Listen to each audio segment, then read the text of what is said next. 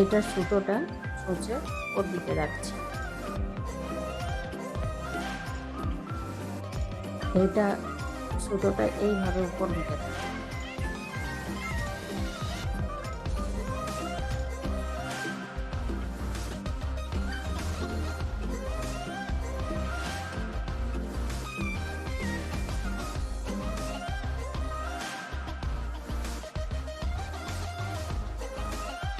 এইভাবে এটা এখানে শেষ করে দিলাম। এই সুতোটা আমি 4 ঘি দিয়ে করছি আর মেরুনটা আমি 6 ঘি নিয়েছিলাম।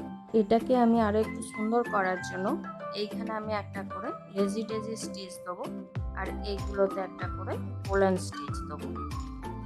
লেজি ডেজি স্টিচটা এই যে লাইন দিয়েছি তার উপরে দিচ্ছি আর কোলন স্টিচটা ঠিক তার নিচে থেকে দেব। এইভাবে এইভাবে প্রত্যেকটা ঘরে করব, এদিকেও দেব এদিকেও দেব। এইখানে লেজি ডেজি স্টিচ যে আমি একটা দেব সেটা আমি মেরুন সুতো দিয়ে দিচ্ছি আর এটা পুরো 6 ঘি দিয়েই দিচ্ছি। খুব সহজ সহজ বেসিক স্টিচ দিয়েই বর্ডার ডিজাইন অনায়াসে করা যায়। এইগুলো ব্লাউজের হাতে পিঠে, সালোয়ার কামিজ, চুড়িদারের হাতে, গলায়, পিঠে সব বিভিন্ন জায়গায় দিলে দেখতে ভালো লাগে। এমনকি শাড়ির আঁচলেও এইসব বর্ডার দেওয়া যেতে পারে। এইভাবে আমি সবগুলোতে লেজি ডেজি স্টিচ দিয়ে নিচ্ছি। প্রত্যেকটার মাথায় মাথায় আমি একটা করে লেজি ডেজি স্টিচ দিলাম। এবারে আমি একটা করে কোলন স্টিচ দেব। কোলন স্টিচ এইভাবে করব। এখানে ঢোকানোর পর সুতোটা ছুঁচের মাথায় একবার ঘুরিয়েই হয় এটা, কিন্তু আমি দুবার ঘুরিয়ে এটাকে এইভাবে করছি।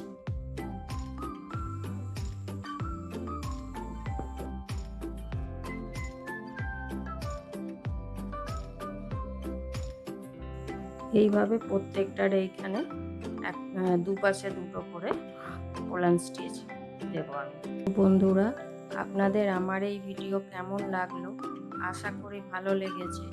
যদি ভালো লাগে তো অবশ্যই লাইক করবেন, শেয়ার করবেন আর চ্যানেলে নতুন বন্ধু হয়ে থাকলে তাদের কাছে অনুরোধ রইল চ্যানেলটিকে সাবস্ক্রাইব করে নেওয়ার আর পাশে থাকা বেল আইকনটি অবশ্যই প্রেস করে দেবেন, যাতে করে এরপরে যখনই আমি নতুন কোনো ভিডিও আপলোড করব আপনাদের কাছে প্রথম নোটিফিকেশন পৌঁছে যায়।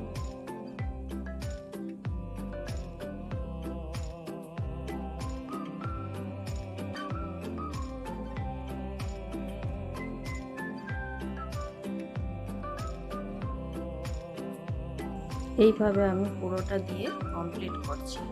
যে এটা এইভাবে আমার কমপ্লিট হয়ে গেল। এবারে আমি এইগুলোর মধ্যে মধ্যে একটা করে ফ্রেঞ্চ নট স্টিচ দেব।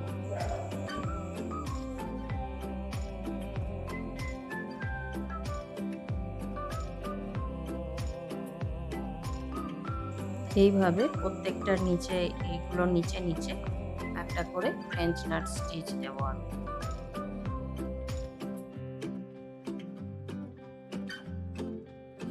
এইগুলো যে ফ্রেঞ্চ নট স্টিচ দিচ্ছি এইগুলোতে যদি ছোট পুঁতি থাকে সেগুলোও দেওয়া যেতে পারে। এইভাবে আমি সবগুলোতে দিয়ে কমপ্লিট করে নিচ্ছি, তারপর দেখাচ্ছি।